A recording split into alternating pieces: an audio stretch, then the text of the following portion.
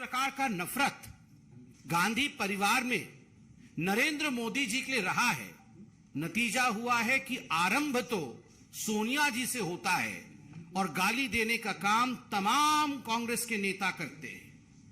आप याद कीजिए, सबसे पहले मोदी जी को मौत का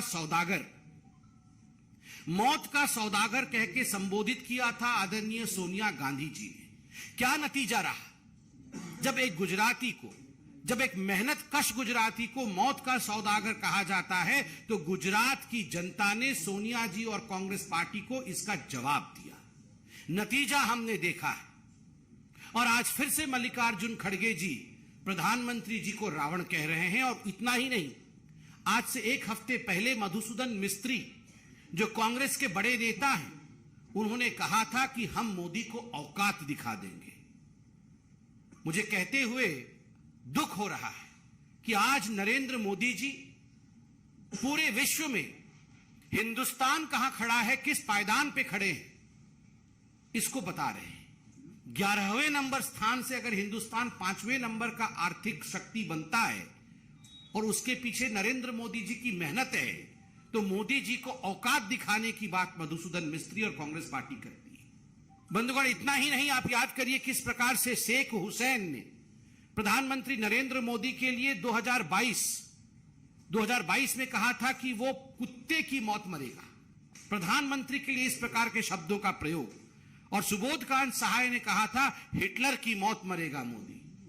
आप सोच के देखिए किस प्रकार की कामना कांग्रेस पार्टी की रही है। केवल रावण नहीं, कुत्ते की मौत मरना, हिटलर की मौत मरना। अलका लांबा ने कहा था वो नालायक प्रधानमंत्री है।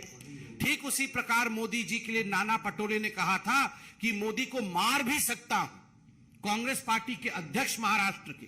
इतना ही नहीं, राक्षस की तुलना एक बहुत बड़े नेता कांग्रेस पार्टी के पूर्व मंत्री उमंग सिंघार ने कहा था कि मोदी एक राक्षस है। तो वहीं दूसरे ने कहा था मोदी क्रूर प्रधानमंत्री है। और ये रणदीप सुरजेवाला है जिन्होंने कहा था कि मोदी एक क्रूर प्रधानमंत्री है। और रणदीप सुरजेवाला ने मोदी जी की कंपैरिजन बंदर से भी की थी। ये पूरी फहरिस्त के साथ में बैठा हूं, पूरा फहरिस्त है। मुझे लगता है कॉकरोच, यमराज, जिस प्रकार के घिनौने शब्दों का प्रयोग मोदी जी के लिए किया गया है, मोदी जी खुद कहते हैं, अमेरिका में भी कहा, जब उनसे किसी ने पूछा कि आपके पीछे ऊर्जा का कारण क्या है, तो मोदी जी ने कहा रोज 2.5-3 किलो गाली जो मुझे परोसा जाता है कांग्रेसियों द्वारा, उसी से मुझे ऊर्जा मिलती है। जब भ्रष्टाचारी, जब परिवारवादी, जब तुष्टीकरण करने वाले नेता गाली देते हैं तो एक बात स्पष्ट होता है कि हमारे प्रधानमंत्री कुछ अच्छा कर रहे हैं, इस कारण से उन्हें गाली दिया जा रहा है।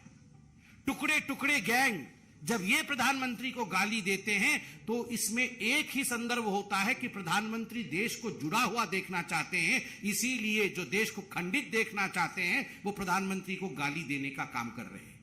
याद रखिए, प्रधानमंत्री नरेंद्र मोदी देश के प्रधानमंत्री, उनको रावण कहना, रावण का अर्थ होता है जो सत्य का अपहरण करता है। रावण का अर्थ होता है जो पवित्रता का अपहरण करता है। रावण का अर्थ होता है जो पाप का साथ देता है, धर्म का साथ नहीं देता।